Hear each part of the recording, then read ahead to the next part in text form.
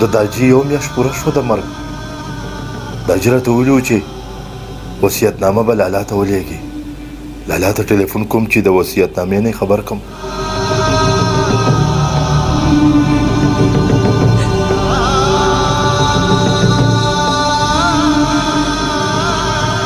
د سلیم ټلیفون دی.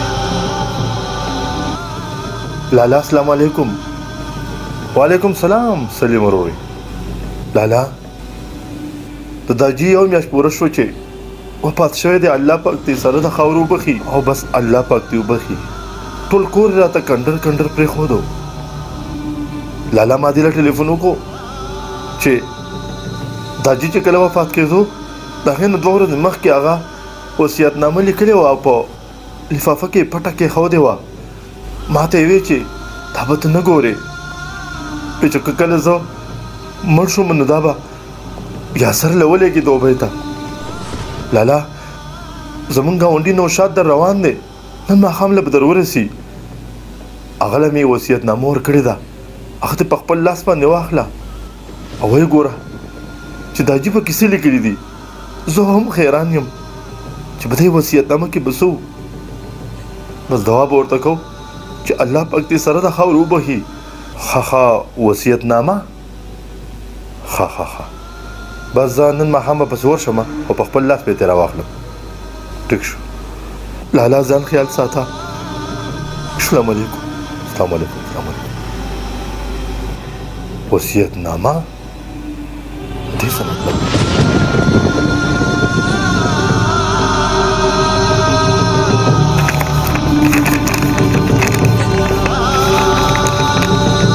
السلام علیکم بچې. زه ستا پلار یم. دا وصیت یو 2 خبرې تا ته درلیږم. بچیا ما ته پته ده چې زه کمزوری شوی یم او دا هم راته معلومه ده چې سخت بیمار یم. د مرګ او د ژوند مې هېڅ پته نه لګي. دغه وصیت تا ته کوم چې څه د پاسه یو میاشت مخکې تا کور ته ټلیفون کړی و. پای وخت کې بانو نه وه. موبایل ما راغستی و. ما د الله پاک نه معافي غوښتې ده چې یا الله ما ته دا ګناه معاف کړي چې زه د خپل بچي خبرې اورم.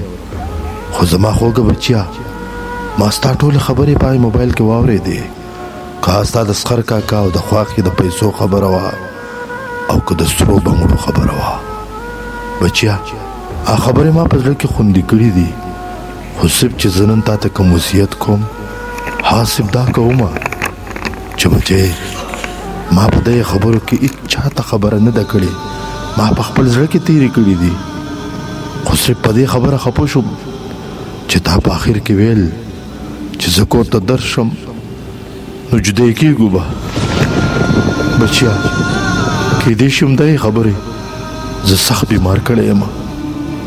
دا وصیت تا ته کوم بچیا چې ته هر کله راځې راشه خو د جدایۍ څه مه وایه.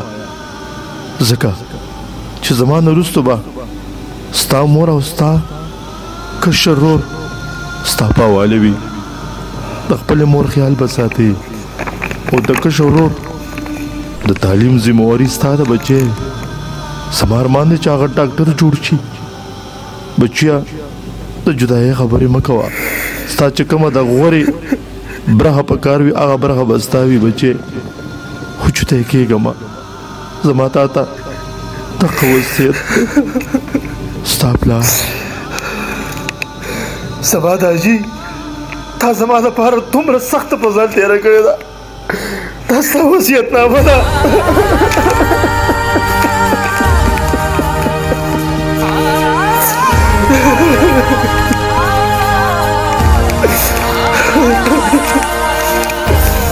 هاي پیسې هاي مال او جایداده څومره بدقسمته یم زه چې د پیسو د ښځې په لالچ کې او په نشه کې ما هغه مینه هېره کړه. هغه درد مې انځور نه کو. کوم دردونه چې زما لپاره دردېدل. داسې پلار خو په زرګونو کې یو پلار میلاویږي. ما څومره زیاتې کړې دی.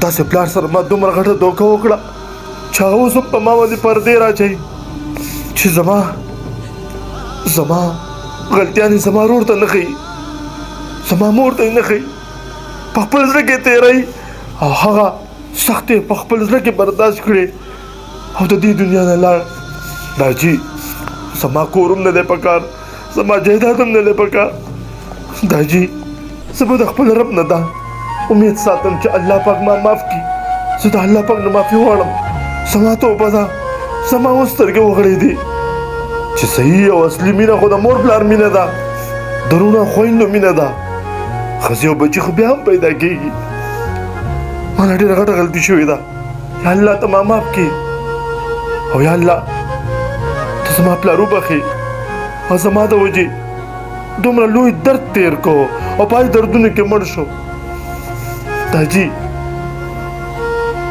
ستا زوی سلیم به ډاکټر جوړېږي ستا د ارمان به الله پاک پوره کړي او زه به یې پوره کړم یا الله زما نه خو ډېرې زیات غلطیانې شوي دي خو زه هم د خپل پلار زوی یم مال هم چل راځي بانو ته کال کومه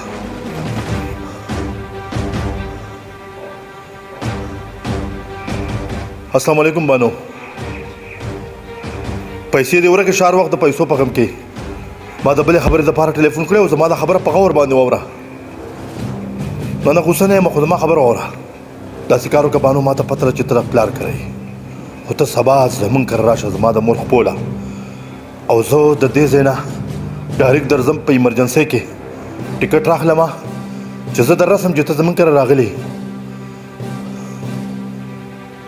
څنګه ته روغ نشي کوې زه لیونی نه یم زه ایله اوس په اوښ کې رالم او زه ایله اوس روغ رمټ شوم زه ستا په چالونو کې راګیر شوی وم او یا بله خبره هم اوره تا له چې مې کومې پیسې درلې کړي دي او هغه سره هغه بنګړي او ستا مور پلار د هغې ټولو پیسو حساب کتاب به هم کوو دا خبرې د دې وخت نه دي خو زه سبا درځم چې ته زمونږ کره حاضره یې وادې اورېدو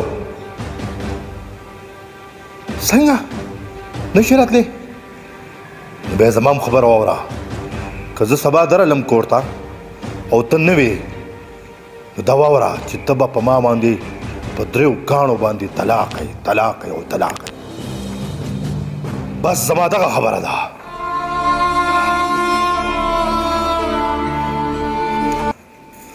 دا خو زه ایله په اوښ کې رالم یا الله دا شته ګناهونه ماته معاف کړي زما په نسوا توبه ده او یا الله زما پلار وبخې زه ډېر ګناهګار یم